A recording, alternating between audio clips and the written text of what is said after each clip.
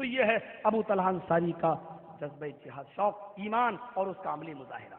آگے چلیے، ایک دو واقعات اور بتاؤں گا ابھی اس طریقے کے پھر آؤں گا انفاق پر، صلح رحمی پر، ذرا دیکھتے جائیے اس کے عملی مظاہرے ہماری زندگی پر کتنے مرتب ہو رہے ہیں۔ عمر ابن جموح کا نام کون نہیں جانتا؟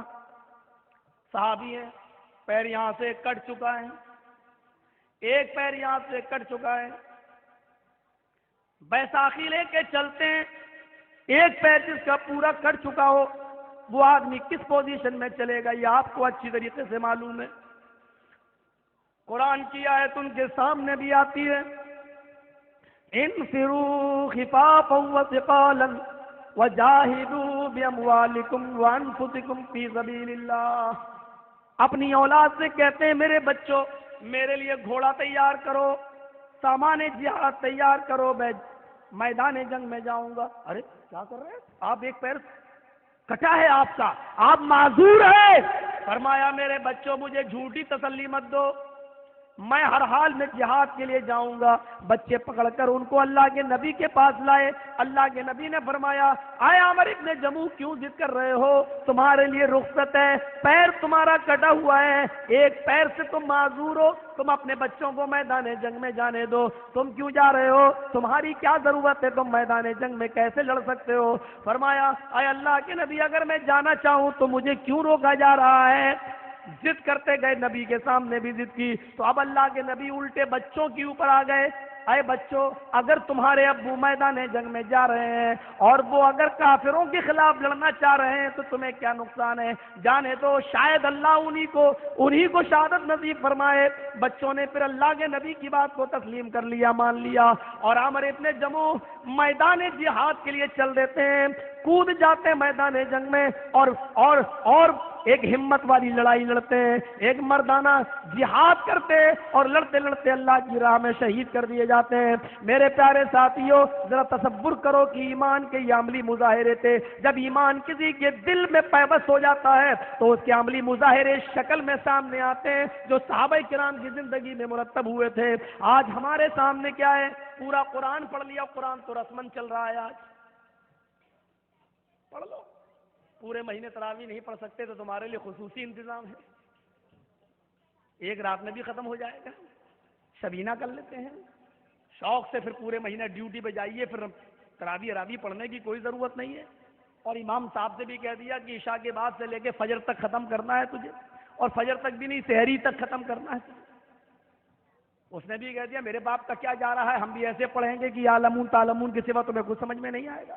اور اس نے بھی پھر راجدھانی ایکسپریس چلانا شروع کر دی۔ ہو رہا ہے یہ قرآن کا مذاق ہو رہا ہے آج اس دور میں۔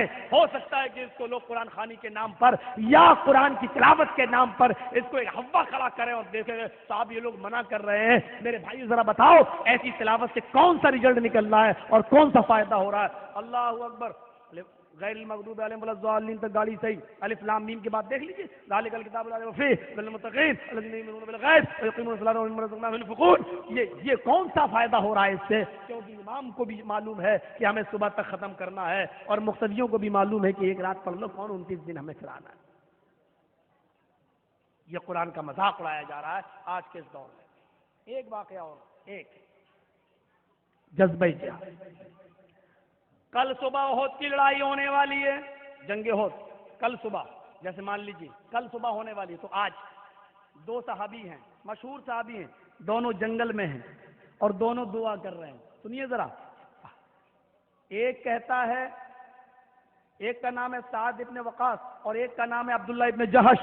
سعد ابن وقاص کہتے ہیں اے عبداللہ جب میں دعا کروں کل تم بھی میدان جنگ میں جاؤ گے، میں بھی میدان جنگ میں جاؤں گا، کل جب تم میدان جنگ میں جاؤ اور میں بھی میدان جنگ میں جاؤں گا تو میں آج دعا کر رہا ہوں کل کے لیے، میری دعا پر تم آمین کہو، تم کوئی دعا کرو اس پر میں آمین کہوں گا۔ دونوں صحابی دعا کر رہے ہیں، قرآن اندازی ہوتی ہے، پہلا نام سعد ابن ابی وقاص کا آتا ہے، سعد ابن ابی وقاص کی جو دعا تھی اس کو نوٹ کرو۔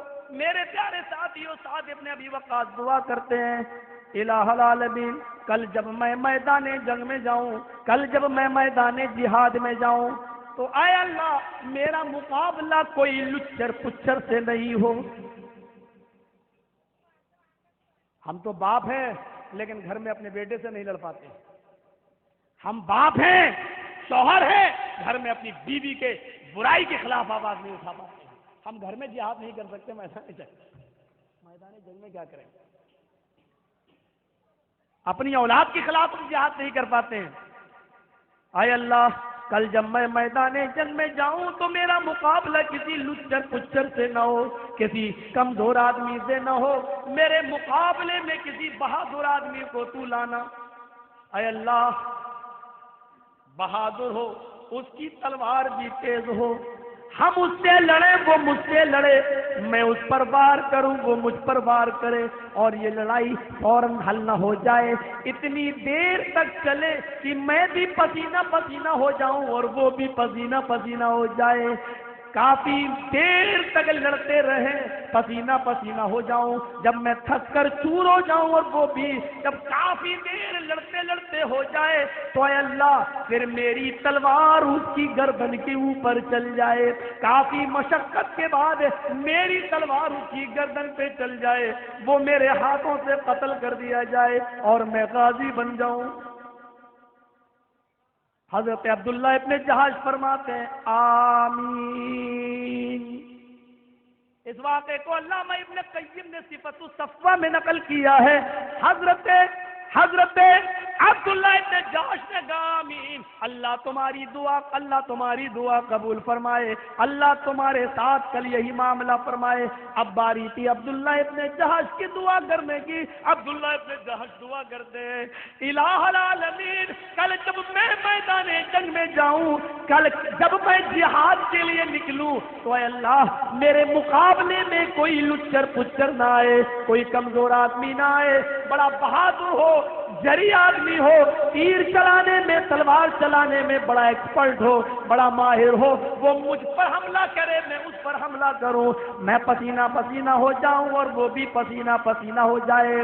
صبح سے شام تک لڑتے لڑتے اے اللہ لاسٹ میں اس کی تلوار میری گردن پہ چل جائے، میری اس پر نہیں، اس کی تلوار میری گردن پر چل جائے، اور جب میں قتل ہو جاؤں اور ٹھنڈا ہو جاؤں تو وہ کافر پھر میری ناک کاٹے، پھر وہ میرا کان کاٹے.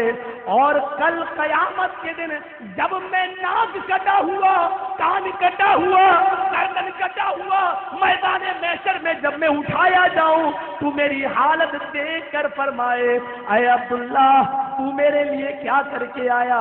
اور میں کہوں اللہ تیری راہ میں گردن کٹا کے آیا، کان کٹا کر آیا، ناک کٹا کر آیا، میں نے تو تیری راہ میں سب کچھ کٹا دیا، لٹا دیا. الہ العالمین کل میرے ساتھ میدان جنگ میں یہ ہو اور جب تو یہ کہے دیکھے تو کہے سچ فرمایا اے عبداللہ فرشتوں جاؤ، میں نے اپنے بندے کو بغیر حساب و کتاب کے جنت میں داخل کر دیا.